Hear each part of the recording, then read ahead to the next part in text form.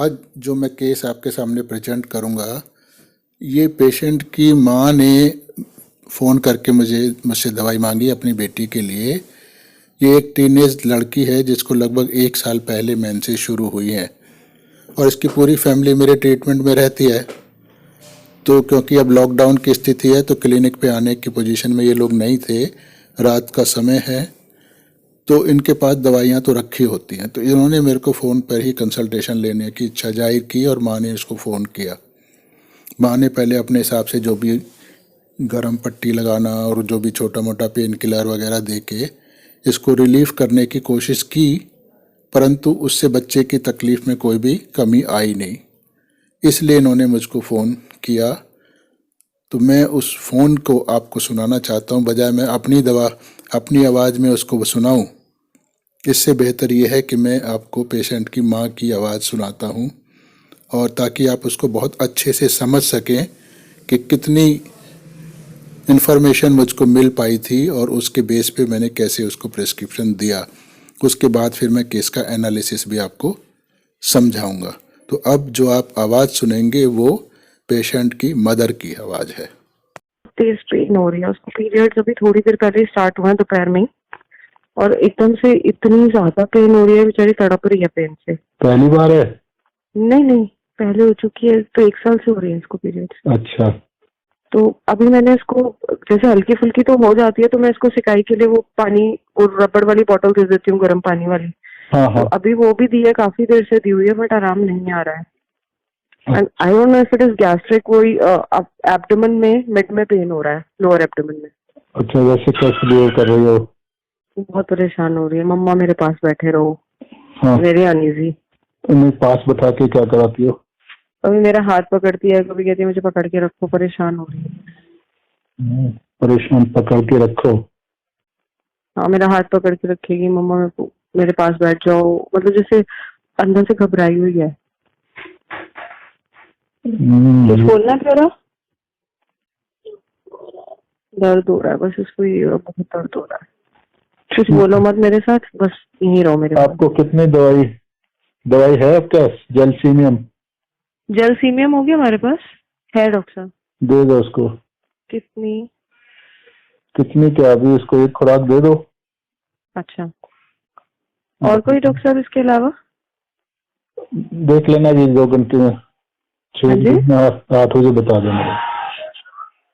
अभी ये देखिए, देखो देना। डॉक्टर साहब, इसके अलावा कोई और अल्टरनेटिव मेडिसिन है? इसको दो बस एक को।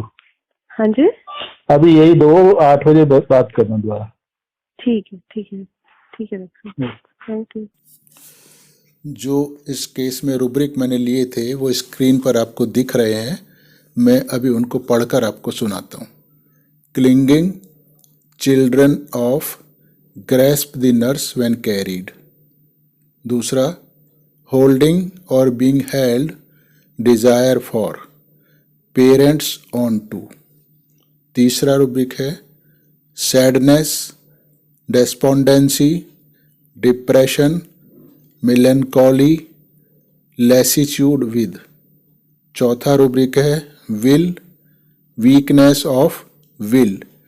इन रूब्रिकों के बेस पे और टोटल जेलसीमियम की पर्सनैलिटी के बेस पे पेरेंट की इंफॉर्मेशन के हिसाब से पीछे से जो पेशेंट की आवाज़ छोटी सी सुनाई दी, उन सबको ध्यान में रखते हुए मैंने इसको जेलसीमियम की एक डोज दी। अब मुझे नहीं पता कि उन्होंने क्या पोटेंसी में दवाई दी है, क्योंकि पेशेंट के पास जो भी घर में रखी हुई थी कौन सी पोटेंसी थी मुझको जानकारी उसकी नहीं है। हो सकता है वो 200 हो, क्योंकि नॉर्मली मैं लोगों को 200 पोटेंसी की दवाई प्रिस्क्राइब करता हूँ, तो शायद इनको कभी किसी केस में मैंने मंगाई होगी, तो वही दवाई इनके पास बची होगी।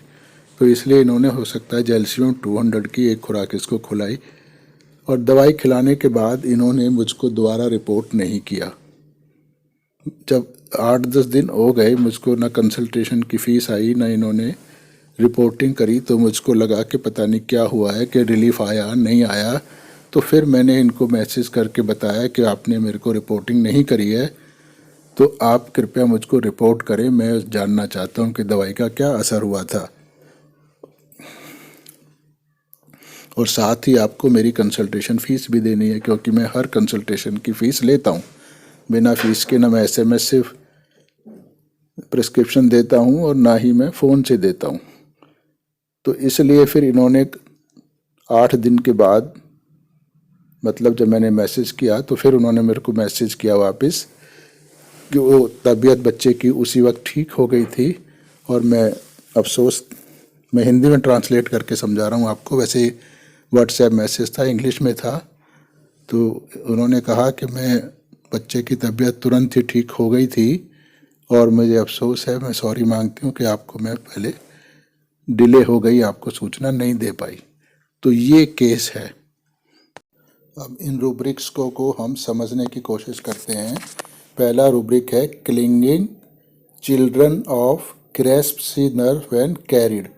इसका मतलब होता है कि जब बच्चों को कहीं ले जाया जाता है एक जगह से दूसरी जगह, तो वो नर्स को साथ पूरी तरह से चिपट जाते हैं।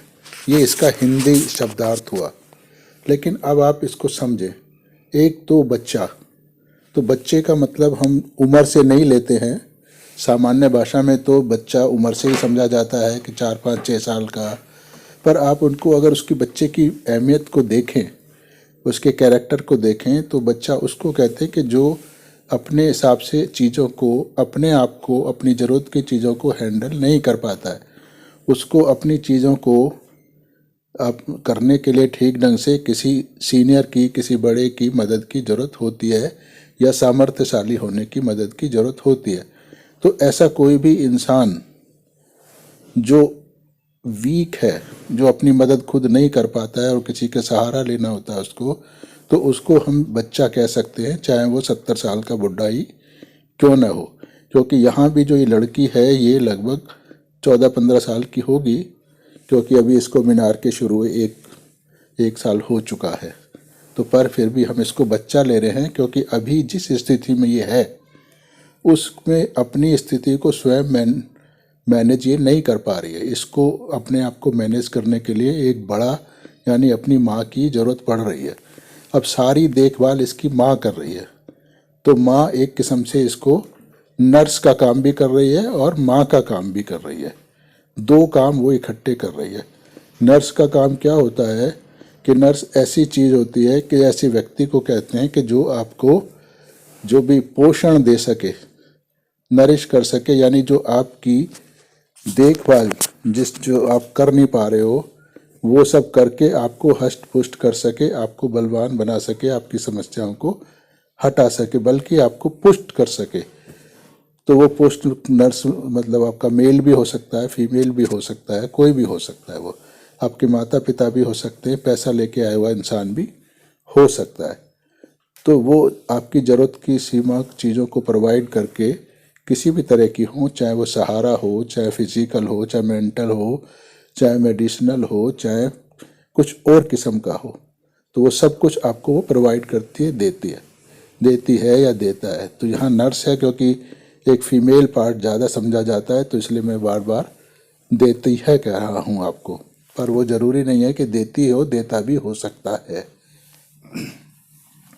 तो यहाँ ये काम इसकी माँ कर रही है, क्योंकि इसकी माँ ही है। जब इसको दर्द होता है तो इसको फिजिकल सहारा भी देती है, और इसको जैसे इसको करने के लिए गर्म पानी की बोतल वगैरह दे के इसको कंफर्ट करने की कोशिश कर रही है।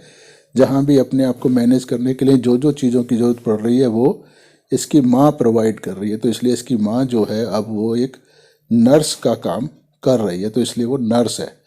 तो उसके साथ ये चिपट जाती है।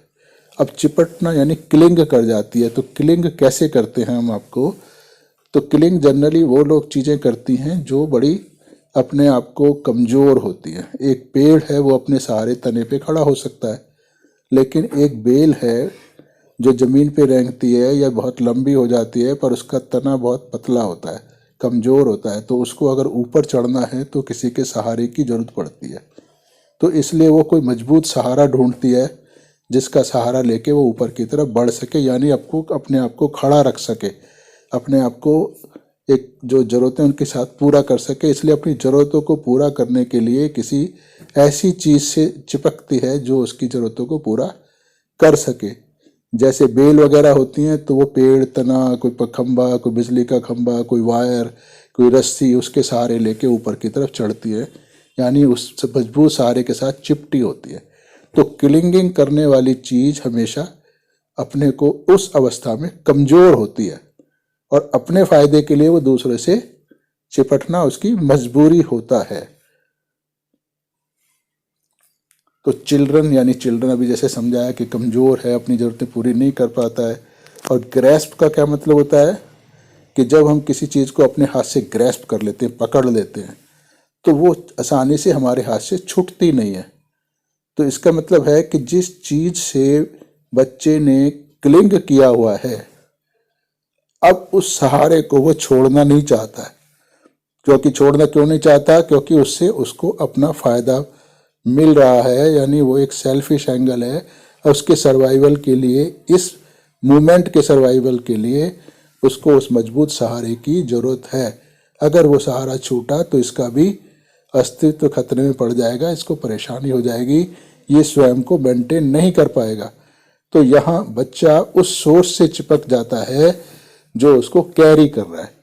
तो कैरी कर रहा है तो कैरी करते समय उसको गिरने का खतरा हो सकता है।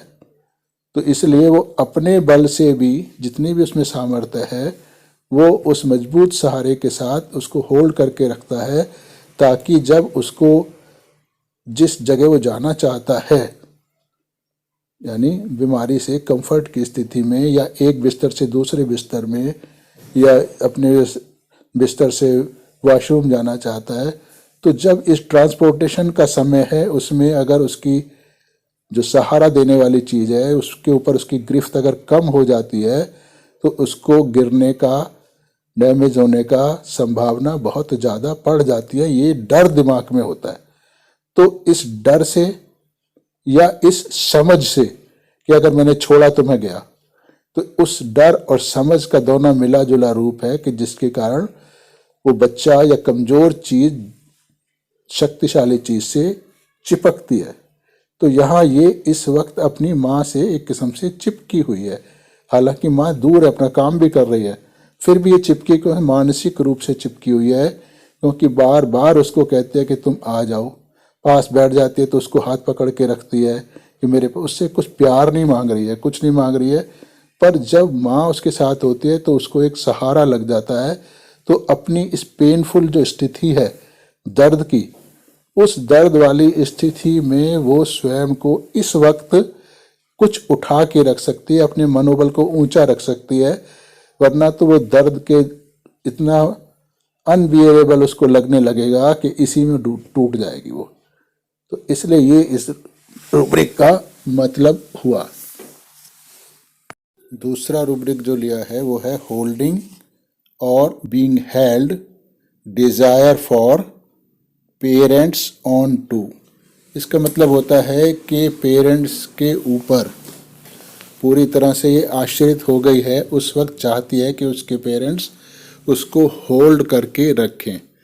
तो पेरेंट्स एक ऐसी संस्था है जो आपसे प्यार करती है, जिस पे आप पूरी तरह से डिपेंडेंट हो सकते हो, और वो लोग अपना पूरा सामर्थ्य लगाकर भी अपने बच्चों की मदद करते हैं, उनका वेलबींग करते हैं, उनको किसी भी तरीके से परेशानी नहीं होने देते हैं, चाहे उनको स्वयं को कोई परेशानी हो। तो अब ऐसी इच्छा कि पेरेंट्स उनको होल्ड करके रखें, ऐसी कब होगी? जब आदमी खुद अपने बल पर, अपनी शक्ति पर वो स्वयं खड़ा नहीं हो पा रहा होगा। यानी खड़ा होने का मतलब है कि एक सर्वाइव जो डे टू डे एक्टिविटी है वो नहीं कर पाना होगा, यानी उसमें सामर्थ्य नहीं होगा, एक किस्म की वो कलेप्सिंग, यानी उसको अंदर इतनी शक्ति नहीं है कि अपने बल पे सब कुछ इंडिपेंडेंटली वो कर सके। इसलिए वो चाहता है कि दूसरे होल्ड करके रखें, यानी वो अगर सहारा देंगे तो फिर ये चल पाएगा। और यहाँ पे सहारा ये इसकी इच्छा है। अगर वो पेरेंट्स नहीं होल्ड करेंगे तो ये कोलैप्स हो जाएगा, गिर जाएगा, अपना सारा एक जगह पड़ा रहेगा, अपनी जो रोज काम है जिसको ये करना चाहता है वो करने की इसमें कैपेसिटी है नहीं। तो एक किस्म की ये एक मेंटल टॉर्पर की स्थिति है। फिजिकल भी हो सकती है, पर फिजिकल के साथ साथ मेंटल होना जरूरी है, तभी उसमें ये इच्छा आएगी कि दूसरे लोग उसको पकड़ के रखें, उसको चलाएं। तो ये इस बच्चे की इच्छा ही है। तो इसीलिए बार बार ये अपनी माँ को बुला रही है अपने पास कि आप बैठ ही रहो, मुझको बहुत तकलीफ हो रही है। यानी दर्द की जो पीड़ा हो रही है वो उसकी स्ट्रेंथ इतनी ज़्यादा है उस पेन की कि उसके सहारे ये बच्चा उसका मुकाबला नहीं कर पा रहा है। जैसे दर्द इसको बिल्कुल डाउन कर देगा, इसकी शक्ति को दर्द ने जैसे निचोड़ लिया है और वो अब दर्द की वजह से कुछ करने लायक नहीं बची है। तो अब ये अपनी माँ का सहारा ढूंढ रही है कि माँ का जो एक मनोवैज्ञानिक जो सहारा इसको मिलेगा वो इसको दर्द को सहने की शक्ति देगा, यानी इसको अपने सामर्थ्य पे खड़ा करने की हिम्मत देगा, खड़ा रह पाएगी। तो होल्ड करने का मतलब ये होता है इसको खड़ा करके रखना। जैसे एक पेड़ होता है छोटा सा पतला जो नन्हा पौधा होता है जो लंबाई में बढ़ जाता है या किसी वजह से टेढ़ा झुक गया है तो उसको बढ़ने के लिए सीधा खड़ा होने की ज़रूरत होती है। तो इसलिए हम उसके साथ कोई मजबूत डंडी वगैरह कुछ बांध देते हैं या कोई रस्सी से उसको सीधा खड़ा करके बांध देते हैं, तो फिर वो सहारे के साथ खड़ा होता है। यानी उसको होल्ड कर दिया गया है, या क्लैंप लगा के उसको होल्ड कर दो या रस्सी बांध के होल्ड कर दो, तो उसको अगर सहारा हटा देंगे तो फिर गिर जाएगा, वो प्रॉपर अपने सहारे नहीं चल पाएगा। तो इसी तरह जो माँ है, तो माँ इस वक्त उसको मॉरल सपोर्ट दे रही है जिसके सहारे वो दर्द को सहने की शक्ति उसमें आ जाती है। तो क्योंकि जो जेलसीमियम होता है वो एक कोलैप्सिंग स्टेट में होता है, यानी उसकी शारीरिक और मानसिक शक्ति इतनी नहीं होती है कि वो अपने बल पे खुद को खड़ा कर सके, यानी सामर्थ्य नहीं होता है। पर अगर वो अपनी इच्छा शक्ति को मजबूत कर लेता है तो फिर वो खड़ा हो सकता है और उसका पूरा ध्यान अपनी उसी एक्शन पे लगा के रखना पड़ता है जो वो कर रहा है, और ध्यान हटा और वो गिरा, वो एक्शन करने लायक बचेगा नहीं। तो इसलिए इसको होल्डिंग की जरूरत पड़ती है जो कि यहाँ माँ दे रही है उसको। जो नेक्स्ट रूब्रिक हमने लिया है वो है sadness, despondency, depression, melancholy, lassitude with. Lassitude इसका मतलब होता है कि जैसे आदमी मेहनत कर कर के बहुत एग्जॉस्ट हो जाता है और साथ में उसको कोई फ्रूटफुल परिणाम मिलता नहीं है, तो उसके अंदर एक किस्म की उदासी, मानसिक थकान, जीवन में निराशा सब कुछ आ जाता है, मिला जुला रूप होता है। जैसे एक किस्म का जिंदगी ने बोरिंग स्थिति में आ जाता है वो। तो इस संघर्ष के बाद अगर फल ना मिले और आगे फल ना मिलने की कोई संभावना भी ना हो, तो वो जो स्थिति आती है मानसिक बोरियत की, थकान की, निराशा की, वो सब लैसीट्यूड कहलाती है। तो यही उदासी आई, निराशा आई, ये सारा मिला जुला एक रूप है। तो अब ये बच्चा सुबह से दर्द सह रहा है, तो दर्द सह रहा है और साथ ही साथ ये उम्मीद भी कर रहा है कि उसको किसी तरह से रिलीफ आ जाए। वो माँ का सपोर्ट भी ले रहा है, वो गर्म पानी की थैली भी उसने ले ली है, दवाई भी ले ली है, यानी अपनी तरफ से उसने बहुत सारे प्रयास किए हैं, माँ के कहने पे किए हैं, पर उनका कोई भी उचित परिणाम नहीं मिल रहा है। तो एक किस्म से मानसिक रूप से भी ये एग्जॉस्ट हो चुकी है, थक चुकी है, निराशा वाली अवस्था में आ चुकी है और इसको लग नहीं रहा कि कुछ अच्छा होगा। इसीलिए ये माँ ही एक ऐसी है जो इसको थोड़ा सा सहारा मानसिक रूप से दे पा रही है। इसलिए ये चाहती है कि वो उसके पास बैठे, तो जब बैठती है तो ये उसको पकड़ के रखती है। तो पकड़ने से ये नहीं है, हालांकि दूर है, वेट नहीं डाल रही है उसका, पर मानसिक रूप से उसको स्ट्रेंथ मिल जाती है जो इसको निराशा, लैसीट्यूड वगैरह से इसको और मनोबल इसका गिरने नहीं देती है। तो देखा जाए तो ये सारे रूब्रिक जितने भी हैं सब मिले जुले हैं, इनका भाव एक ही निकलता है। तो इसलिए ज़रूरी होता है कि हम किसी चीज़ को डेप्थ में समझें, फिर उससे जुड़े हुए बहुत सारे रूब्रिक जो हैं उनका सूक्ष्म मतलब तो एक ही निकलेगा जो एक ही दवाई की तरफ इशारा करेगा। जब आप इस तरह से इस केस को समझेंगे तो हर केस बहुत छोटा हो जाएगा, पेशेंट की पूरी पर्सनैलिटी एक दो सेंटेंस में सिमट के आ जाती है। तो जब पेशेंट के बारे में थोड़ी सी भी जानकारी मिलेगी तो फिर आप एक्यूरेट प्रिस्क्रिप्शन दे पाओगे। नेक्स्ट रूब्रिक जो हमने लिया है वो है विल, वीकनेस ऑफ विल, मतलब कि उसके अंदर इच्छा शक्ति बहुत ही कमज़ोर होती है उसके अंदर। तो जब कमज़ोर होती है तो वो ज़्यादा लोड ले नहीं सकता, टूट जाएगा, तो यानी उसकी इच्छा ही नहीं बचेगी अगर उसके ऊपर ज़्यादा प्रेशर डाला जाए कि उस काम को वो कर सके। जैसे अगर एक आदमी है कि जो 10 मिनट अपनी बॉडी को एग्जर्ट कर सकता है, लेकिन अब उसको किसी काम को करने के लिए 15 मिनट बॉडी को एग्जर्ट करना है, तो उसके अंदर अब 15 मिनट सुनते ही उसके अंदर वो इच्छा ही खत्म हो जाएगी कि मैं इस काम को करूं, वो पहले ही सरेंडर कर देगा। तो यानी अपने जो विल होती है वो उसके अंदर वो पावर होती है, इंसान के अंदर वो शक्ति होती है जो उसको एक मनोबल देती है कि ये आपको करना है, ये नहीं करना। एक किस्म का विल के सहारे डिटर्मिनेशन होता है, यानी विल के सहारे इंसान फाइट कर पाता है एडवर्स कंडीशन से, विपरीत परिस्थितियों में। तो अब अगर वो कमज़ोर होगी तो इसका मतलब है कि जो एडवर्स कंडीशंस का नेगेटिव इफ़ेक्ट है उसको वो व्यक्ति सहन नहीं कर पाएगा, यानी चाहते हुए भी उस काम को करेगा नहीं। उसके अंदर वो अंदर से एक फोर्स नहीं कर पाएगा अपने आप को कि मैं उस काम को करूं। अब जब वो खुद नहीं कर पाएगा तो करना है काम को तो फिर तो दूसरे का सहारा लेना लाजमी हो जाता है। इसलिए फिर जेलसी में हम लोग किसी दूसरे का, यानी दूसरा कौन होगा जो उसको डिपेंडेबल हो, जिस पे वो, यानी उसकी नर्स हो सकती है, उसकी माँ बाप हो सकते हैं, जो उसको फुल हार्टेडली सपोर्ट कर दे, यानी उसको हर किस्म से एक स्ट्रेंथ दे दे जिसके सहारे वो दूसरी स्ट्रेंथ के सहारे वो चल पाए। तो यहाँ बच्चा है, पेन है, पेन उसको एक किस्म से सुबह से लेके अब तक उसने तोड़ दिया है। अब उसमें उतनी शक्ति यानी इच्छा शक्ति नहीं बची है कि उस पेन से लड़ सके, इसलिए बार बार माँ को बुला रही है। तो अगर हम देखें तो जो चारों रूब्रिक हैं, चारों रूब्रिक का मतलब एक ही है कि इंसान खुद कोलैप्स हो की स्थिति में चला गया है।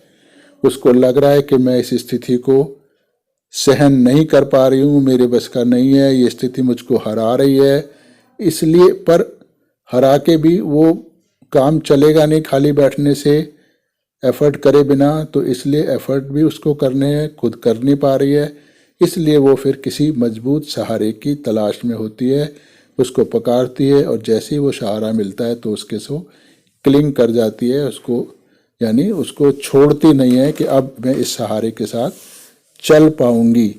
यानी उसको खुद पे लगता है कि अगर मेरा सहारा छूटा तो मेरा काम नहीं चलेगा, मैं कोलैप्स हुई। तो इसलिए वो माँ की मदद करती है, माँ की अपने पास बुलाने की बार बार उसको पुकार रही है। तो चारों रूब्रिक का एक ही मतलब है। तो इसलिए जो भी दवाई हम पढ़ेंगे तो उसमें एक रूब्रिक पढ़िए, उसका बिल्कुल सटल मीनिंग निकालने की कोशिश करिए, समझने की। उसके बाद जो और रूब्रिक्स हैं उसी दवाई के, उनको भी सटल मीनिंग निकालने की कोशिश करोगे तो सारे रूब्रिकों के पीछे छुपी हुई सूक्ष्म भावना एक ही मिलेगी। तो जो भावना, जो कहना चाहिए रूब्रिक की भावना, स्पिरिट, इसेंस, कोई भी नाम दो, वो जब आपको समझ आ जाएगी तो पूरी जो दवाई है उसकी पर्सनैलिटी आपको समझ आ जाएगी। तो फिर व्यक्ति से आपसे वार्तालाप ज़्यादा करने की ज़रूरत नहीं पड़ेगी, क्योंकि व्यक्ति की जो मानसिक अवस्था है वो तो बहुत थोड़े से शब्दों में समझ आ जाती है, या उसकी बॉडी लैंग्वेज देखते ही समझ आ जाती है। तो फिर बहुत गहनता में लंबे चौड़े केस लेने की ज़रूरत हमको नहीं पड़ती है। तो इसीलिए मैं सिर्फ इसके 1 मिनट कुछ सेकंड के केस में ही इसके लिए एक्यूरेट दवाई का चुनाव कर पाया, पर उसको समझाने के लिए मुझको 25-30 मिनट आपको लगे। तो इसलिए आप समझिए कि समझाना कितना मुश्किल काम है, समझना और भी मुश्किल होता है अगर आप खुद अपने दिमाग का इस्तेमाल ना कर पाना चाहें तो, यानी अगर ये चाहें कि मैं दूसरे का कहा उसको ऐसे ही लगा दूंगा क्लिनिक में, वो लगेगा नहीं। आपको अपने कॉन्टेक्स्ट में जो भी आपके हालात हैं, जैसे भी आपने पूरी ज़िंदगी जी है, उसी संदर्भ में मेरी इन बातों को समझना पड़ेगा और अपने हिसाब से उन बातों को मोल्ड करना पड़ेगा, ताकि वो बातें आपके, जैसे कहना चाहिए, कण कण में रच बच जाए। तो फिर वो आपको समझ जाएंगे, एकाकार हो जाएंगे आपके साथ, तो फिर इजी हो जाएगी होम्योपैथी। क्योंकि जब एक दवाई आपको समझ आती है इस लेवल पे, तो फिर दूसरी दवाइयाँ समझना आसान हो जाता है। तो इस किस्म की स्टडी होनी चाहिए। और आगे जो फ्यूचर में हमारी एजुकेशन संस्थाएं हैं, जो आगे बच्चों को हम पढ़ाएंगे, नए होम्योपैथ्स को पढ़ाएंगे, तो उनकी एजुकेशन ट्रेनिंग भी इसी लाइन पे होनी चाहिए। तब होम्योपैथी मार्केट में एक डिपेंडेबल साइंस बनेगी। तब फिर हमको और पैथीज की मदद कम लेनी पड़ेगी।